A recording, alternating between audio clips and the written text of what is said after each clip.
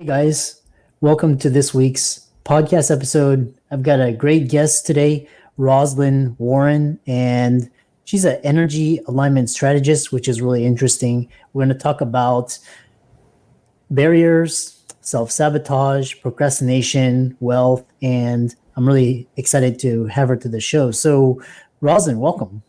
Well, thank you so much. I appreciate the invitation and welcome to everyone. Yeah.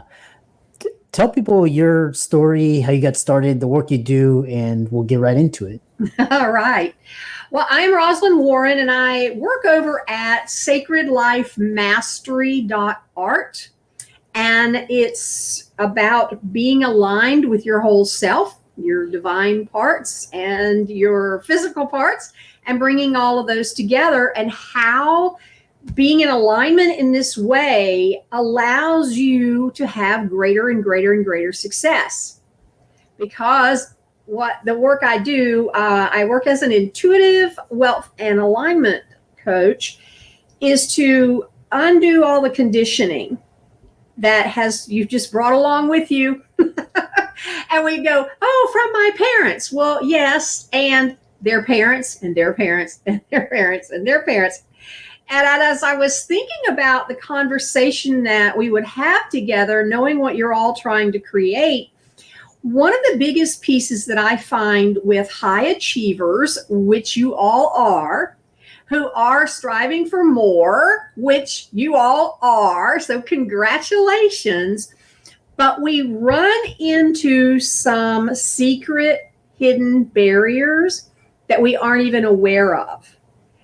And when you hear about them, you'll go, oh, that's not true about me. Okay, but just allow the idea to float into your mind. So my biggest barrier for people who are high achievers, who I love to work with the most, is we are set up as humans with this energy system.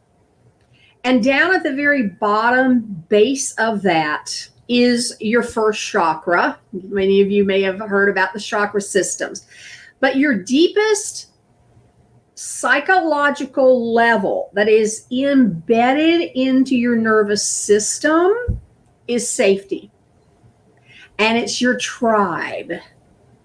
And it's this inborn feeling or knowing, because even as an infant, it's true.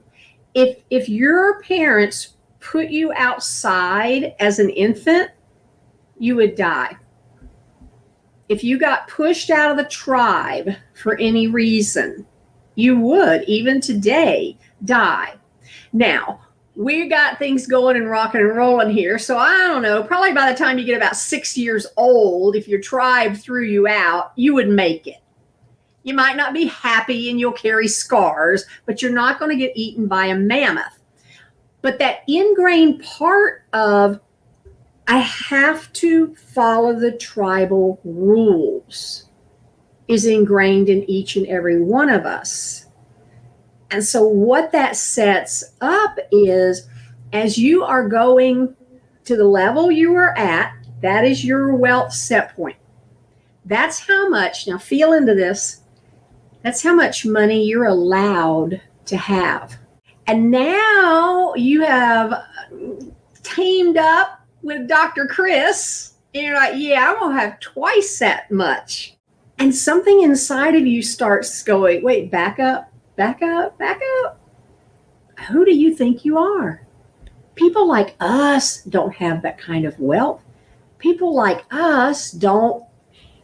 And it sets up this whole thing within you. And then you're doing crazy things. Like you want to go do this and make that deal, but you find yourself over here in some kind of turmoil.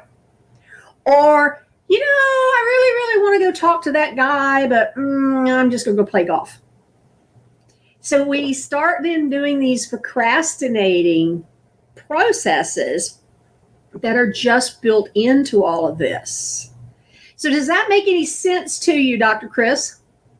Yeah, I know it makes sense to me, and I'm glad the audience out there is also listening. So here's one question is you talk about gold trauma. What is gold trauma?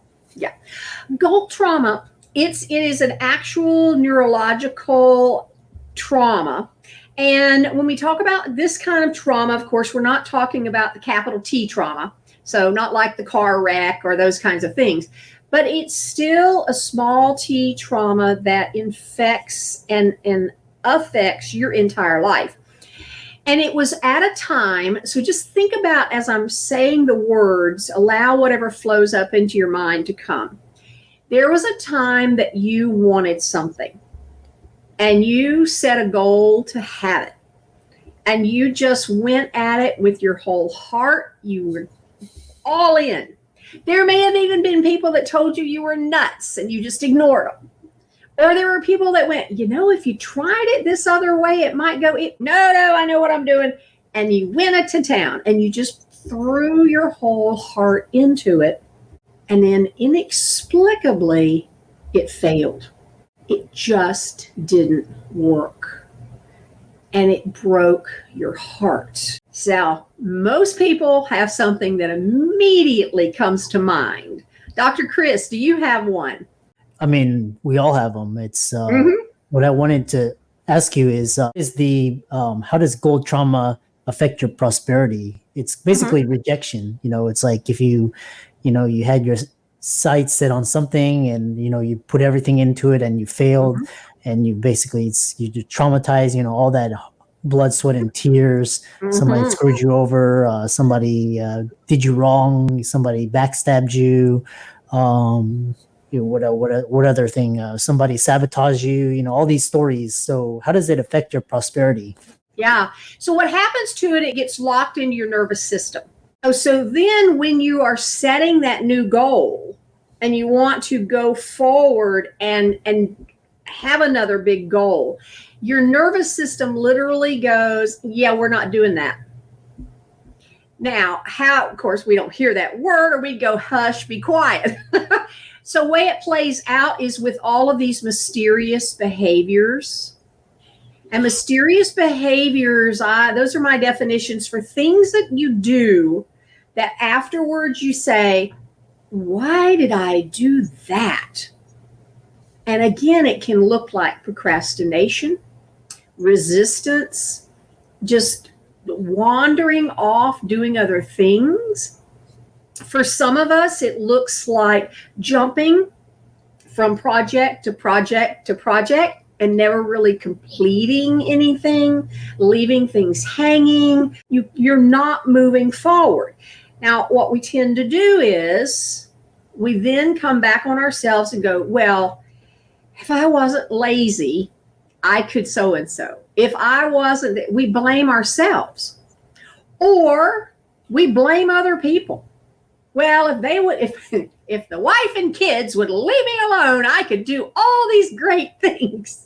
But what we need to understand is it's really actually our nervous system protecting us from the possibility of having our heart broken again. So it's like, well, okay, what are we going to do about it? Now, first thing is to have the awareness that that's even going on, so that we can go, oh, wait, I'm doing that thing I do again. I wonder what I could do differently. How could I shift it?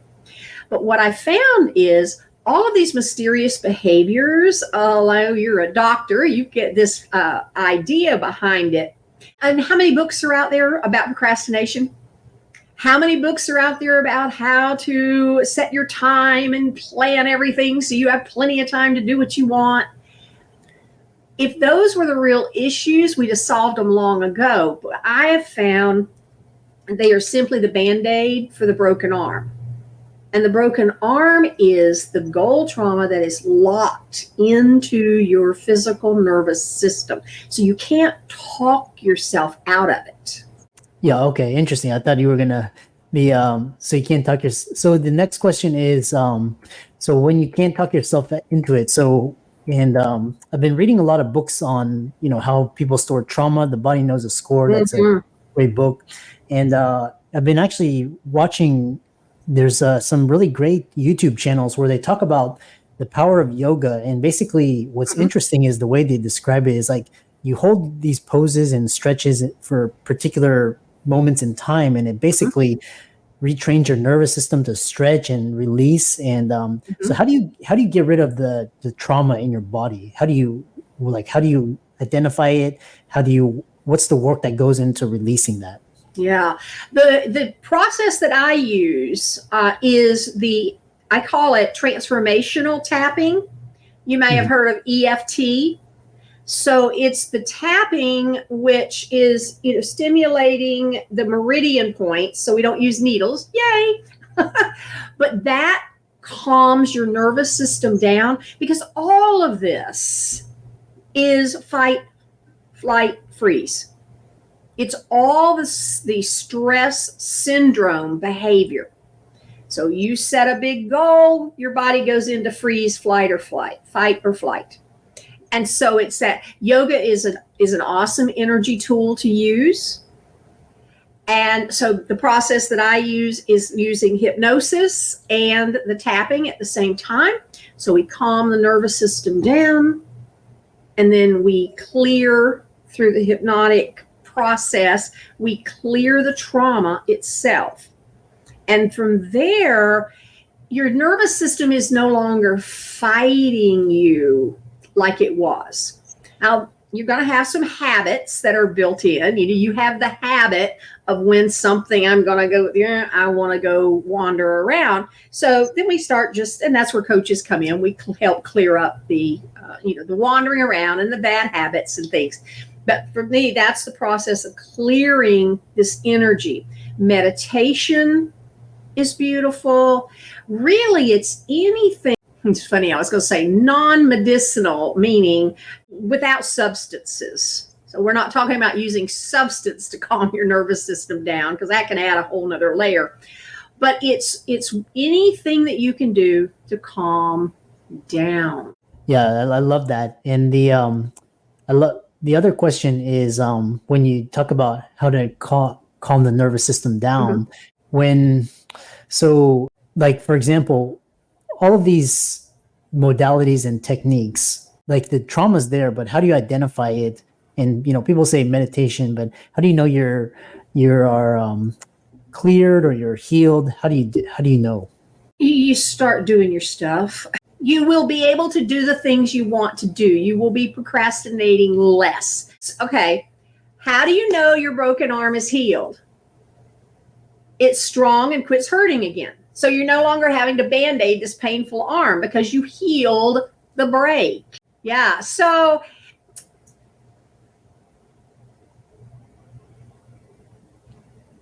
are you there? Yeah, I'm pulling in the words. You feel it. You feel calmer. You feel more certain. You feel confident. And the things that used to just grate your nerves, you're able to respond to them instead of reacting to them. You're not like a bull in a china shop anymore. And you're able to just calm down. And from there, that's the other thing. From there, you can make wise choices. Yeah. The other question is, so what you talk about this idea of what is law of attraction 5.0 and why doesn't law of attraction work for everyone? Surrender. I was just talking to somebody the other day, and they're like, I've heard surrender 4 times this week.